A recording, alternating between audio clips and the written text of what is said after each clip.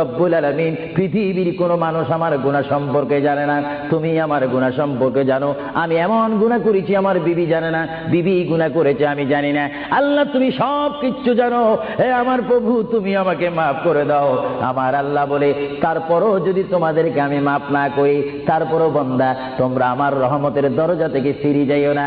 আমি তোমাদেরকে হুকুম দিচ্ছি, ওয়ালাউ আন্নাহুম ইয যালামু আনফুসাহুম জাউকা, বান্দারে যদি গুনাহ করে ফেলো আমার রহমত থেকে মুখ ফিরিয়ে তুমি চলে যাইও না।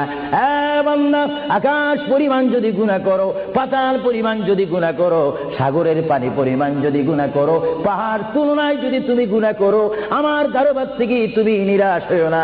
বান্দা, আমি তোমাকে একটি রাস্তা পাঠাই দিচ্ছি, একটি পথ তোমাকে আমি দেখাই দিচ্ছি। সেই পথটি কোন পথ তোমরা জানো? ওয়ালাউ আন্নাহুম ইয যালামু আনফুসাহুম জাউকা, বান্দারে যখন তোমরা বরবাদ হয়ে যাবে তখন তোমাদেরকে একটা পথ আমি তোমাদেরকে দেখাই দিলাম, সেই পথটির নাম হচ্ছে আমার রাসূলের মদিনা।